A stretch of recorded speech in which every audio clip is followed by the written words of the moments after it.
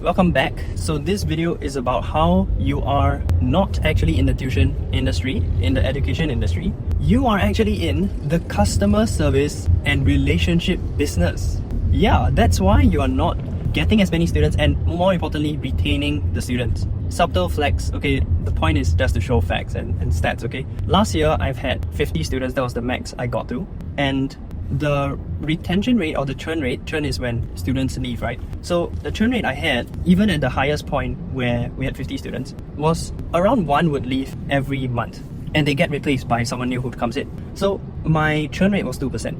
And this year, we switched to physical lessons, so the quality of the service should improve. We also increased our prices to 360 instead of 320. So now, at the May, which is not even half of the year yet, we have 51 students already. So we've beat the previous year, we've increased our prices. And why I say about the speed of gaining students this year matters is because when you grow faster, you interact with the students less, you answer their questions slower, we drop the ball sometimes in terms of quality, and that means that you likely would lose customers faster, right? That's what we'd expect. And plus, we raised the price. But this year, we actually only lost one student the entire time since December all the way until now, which is near the end of May. So our churn rate is super low. Like right now, it's almost non-existent. And I'm very happy with that. I want to keep it that way. And I'm very sure it's due to the fact that we put a lot of care and effort into our students. So I'm going to share all those secrets now with you. It's off the top of my head, okay? So I hope I get everything. And yeah, you have to realize you're in the customer service and relationship business. I think that is really the way to retain students, okay? After all, I'm 22 years old. I've only been doing this for a few years and I don't know anything. I don't even have a degree. Yeah, take what you will. This is just experience that what I've gone through, and maybe you can learn something from it. Okay, so I think the main principle behind this entire video is this. It's easy for you to leave a business if it doesn't feel personal, but it's hard to leave a friend, a mentor, a teacher who you have a relationship with. So it's all about customer service and relationship. Do you see why we are in that business? Not actually tuition, not actually teaching. The teaching is the easy part. It's the reason why you got into this business in the first place, right? Because you feel that, hey, I can teach kind of well. Students understand, they benefit. So let's go. And then, why can't I retain students? Or why can't I get more students? So why can't I get more students, go watch part 1, okay, of this video. So this is part 2. First tactic, okay, what I do. Or rather, not even tactic, first principle. Go watch that video on my channel of how small tuition centers can beat, big tuition centers. Kind of like a David and Goliath scenario there. So the answer is simple. You just have extremely good customer service. And how do you do that? Reply their questions on WhatsApp all the time. Okay, not actually all the time. I do batch when I reply. So like maybe once or twice a day, I'll open my computer and I'll batch reply all of them. Just do that. Just reply their questions throughout the week. And if you do it kind of fast, like try to aim for less than half a day in response rate, okay? If you just do that, they will love you. They will consider your customer service as very good. I mean, they don't even consciously think of this as customer service, but it is. And they feel like, wow, every time I feel this anxiety in me, this doubt, this feeling of like, what if I don't understand this and it's going to haunt me, this doubt. Every time they have it, what if they had someone that they know they can count on? Because that's why they join tuition. They don't have a teacher in school to count on who is good enough. They don't have their parents to count on because their parents probably don't know, probably are too busy. Siblings maybe can help, friends maybe can help, but they're not experts, right? So they don't have anyone to really count on when it comes to the subject. And whenever they have this, it's an emotional issue, right?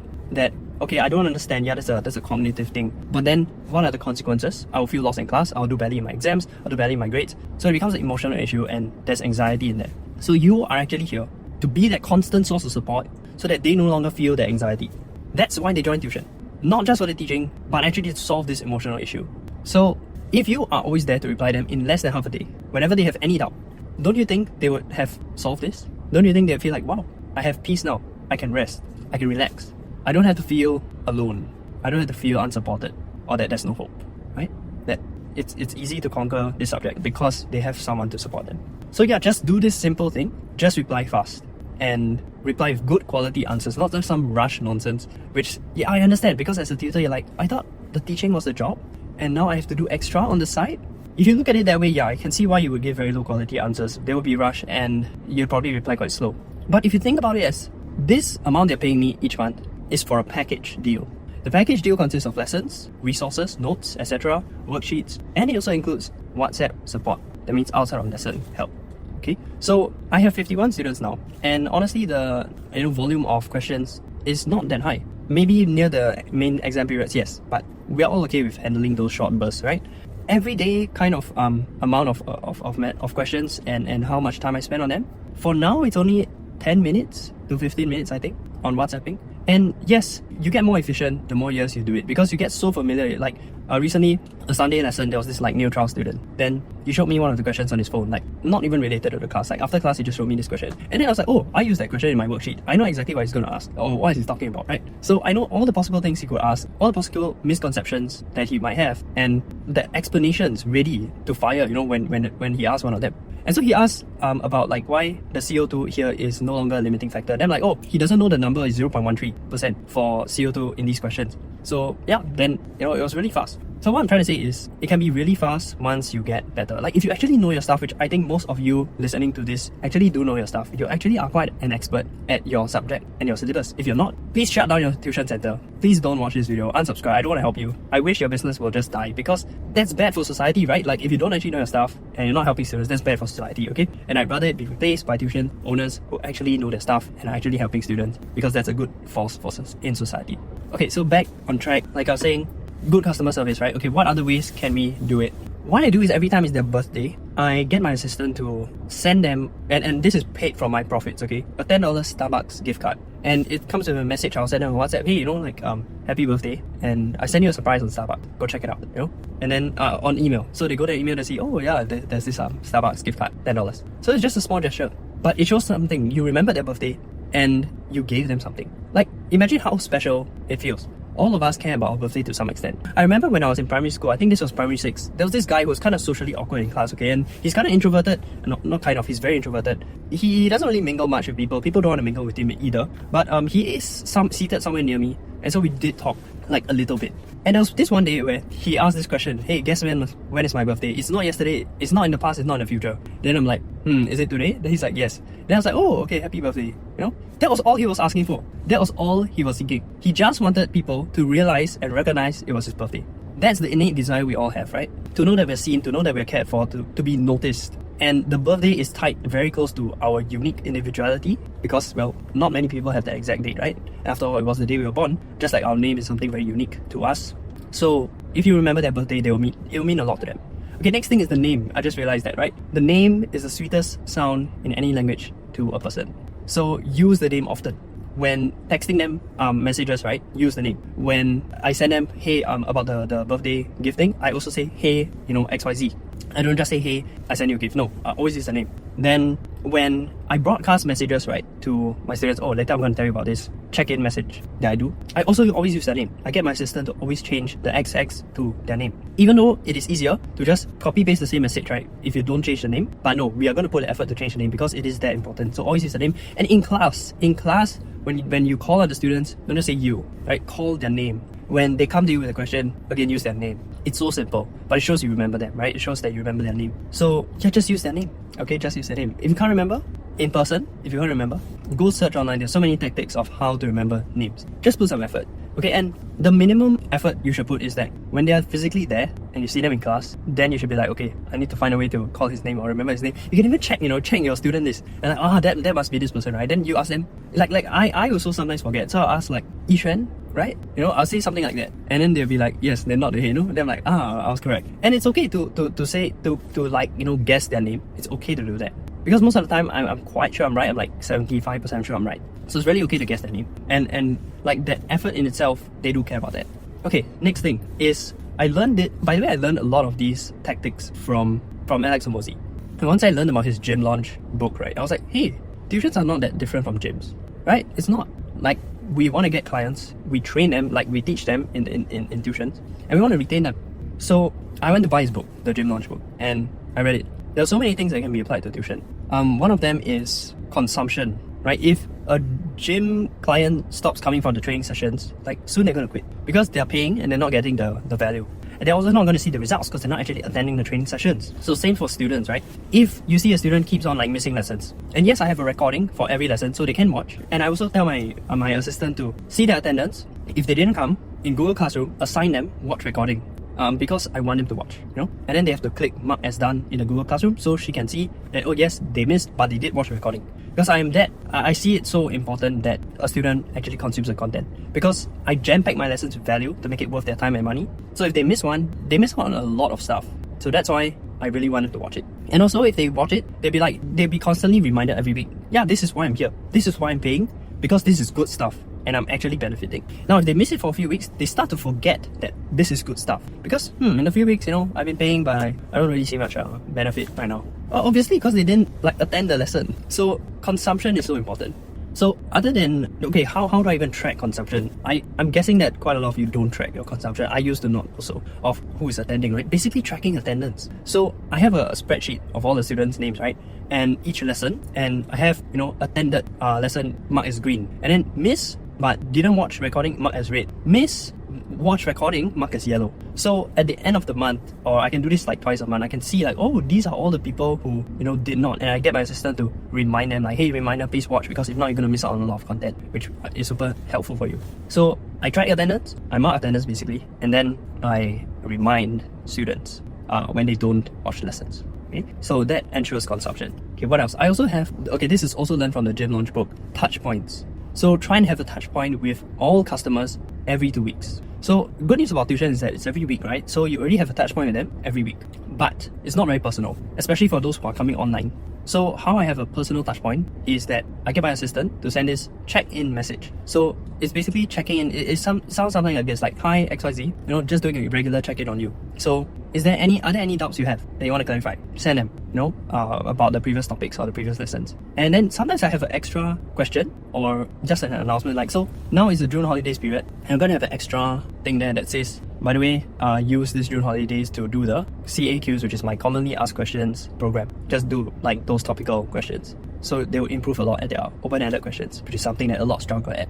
So yeah, this is what a check-in is. It just makes them respond. It just talks to them so that you can have this connection with them. And it's a chance for them to air any problems they have, any grievances, any feedback, suggestions, and questions. Because a lot of times when they have questions and they don't ask, then they kind of feel this resentment like, hey, I'm paying but I'm not getting the help. Well, sometimes you just have to remind them to ask. Okay, so check-ins. What else? Mailing gifts. So when they first come in, I mail them a welcome gift. Okay, it comes with a letter. I'm not going to reveal my letter because it's kind of special, but yeah, it's just a letter, and there is a personal handwritten post-it also. And the content, although there is kind of like the same starting and ending of the post-it, but the middle content is based on what the student tells me in the interview. So after they join, I have an interview, right, to learn about their problems, and then I use that to write the middle content. Okay, that one is unique and individual. And then the letter is like the same welcome letter always. Okay, so the post-it is individual. I paste it there, I fold it, and I also have a notebook. Okay, it's just a gift. You don't have to give a notebook, but any gift. And I put it inside and I mail it to them. Okay, so in total it cost me at least, I think, $4 in terms of the materials used. I think so. Yeah, per student, including the postage. Postage is $2 now. Yeah, very expensive now. Okay, sorry, not expensive, overpriced. We should not use such terms as expensive, because if you're trying to make money, then you shouldn't think of things as expensive anymore, right? So overpriced. Yeah, it's so overpriced. Okay, so mailing the gift, yeah, super worth it, because some of them, when they receive it, right, they will message me and say like, thank you, this is the best gift I ever received from a tutor or from a teacher before. Like they're mind blown, and they are new students, right? So they just came in and they're trying to make a first impression of you, and you give them this great first impression. And you know how the first impression lasts forever? Because we like to be right. We like to be correct. So if I see someone and I think, oh, he looks dumb, I'm going to find all the possible evidence when I interact with him that he is dumb. I'll be like, oh, look, the way he dresses, he's dumb. Or like, oh, look, the fact that he almost dropped his phone, he's dumb, right? But maybe he actually has like a much higher IQ than me, and I'm the dumb one. But we like to be right. So we like to make a first impression, and unfortunately, it lasts forever. So the first impression we give when a student joins is they pay money, right? And we don't reply them fast. We don't give them the resources fast. We don't add them to the WhatsApp group fast. We just basically ghost them for a while, and they're like, am I getting scammed? Because they pay the money and nothing's happening. So imagine this, they pay the money, and what happens for a student in our business is we try our best to share all the resources to them, and we have a lot. So we send them all the admin messages like, hey, I've shared this. We add them to the WhatsApp group as soon as we can, and then within a week we mail them the gift. So like, what's their first impression going to be? Like, hopefully quite a good one. And recently I've revamped my onboarding process. Okay, so this is the next point, the onboarding process. So I've already said do it fast, because they don't want to feel like they paid and nothing's happening. They want to feel like they're actually getting the stuff. And now, if let's say for you don't have much resources that you give to your students, like your selling point is, or rather your product, your offering is simply they come to the class and you teach, right? Maybe it's that. But what you can do is you can add them to the WhatsApp group, or maybe you can just say, received, got it. Like, I've got the payment. and here's what's happening next. Here's our next lesson details. Here's the worksheet. Here's what you need to do, what you need to bring. Just give them an expectation of what's happening next, and then they can have a good first impression. Yeah, so be fast. Now, for those of you like me, and I think I have the most number of different resources, especially for a bio tuition, I'm pretty sure we have the most. And the reason for that was because I was like, what would a student need to succeed? Well, they need actually a lot of different things, right? They need to know how to memorize. They need easy to refer content of videos explaining those concepts. So yeah, and many more other things, right? Exam hacks, notes, practice papers. So we have all those things. Like, I asked myself, what does a student need? And I created those resources to help them get those needs fulfilled. So because there's a downside, most of my students do not access all the stuff, even though it's free for them. Like, take advantage, right? So recently what I did was I revamped my onboarding process. Okay, now when a student joins, I will automatically send them an email every day. You get one email for a new resource. Like, hey, this is the notes, here's what it does, here's why you should use it, here's the link to watch a video of how it works, and then I even give them the timestamp. Then next day, here's the flashcards, here's why it's good, here's why you should use it, here's the link to watch a tutorial. Yeah, and I recently revamped my tutorial video, making it really dummy proof of like, here's how to access the resource. You download this app, you sign up this account, you click this link, okay? You use this option to sort in order, you change how it's viewed, from a grid view to a smaller view, so it looks nicer. Yeah, like really dummy step-by-step stuff. So it becomes so easy for them to access the resources. Hopefully, that's my hope, okay? Because I've recently done this improvement. So yeah, that's the onboarding, like just helping them access all your stuff so they can actually see, wow, I have so much and only for this price? This is insane. I want to stay here forever. Okay, so that should also help in customer retention. So yes, going back to the main principle at the start of this video, which is the real business you are in is the customer service and relationship business. So all those things which I've said, they are just tactics to maintaining that relationship and improving that relationship. Oh yes, one more thing is that I do occasionally send them letters other than the first welcome letter. And you know what? Because I'm making this video, it's reminded me of the importance of sending this kind of stuff. And therefore, in the June holidays, I'm gonna send a letter, okay, to every student. Yeah, maybe I also personalize it, but oh dang. Okay, if I personalize it, that will take more work. But okay, I'll think about that. So just sending them something is better than nothing. And it's a mail in the mail, right? It feels so much more effortful and thought after than just a WhatsApp message. So that was also something that in my testimonial students have pointed out. This was one of the standout features, right? So yeah, I'm probably gonna do that. And yes, my lesson's actually starting really soon, so I need to end this quick. I'm trying to think if there's anything else. Yeah, so before I go, just remember, it's about building that relationship and maintaining a good relationship. So just treat your students well. And if you just do that, you just treat your students well, care about them, actually care about their well-being and their grades, then you would do all the necessary steps that will make this work. You would reply them fast, you reply them with quality answers. Again, go watch that video. I'm going to link it somewhere along here so that you can watch the video of how small tuition centers can destroy big ones just with this simple tactic, okay, which is how to reply them fast, tips on replying them like voice messaging. So go watch that one. And yeah, the principle is simply build and maintain great relationships with them. Now, you don't have to be like super friends with everyone, but just care about them and remember their name, remember the simple stuff. All the best.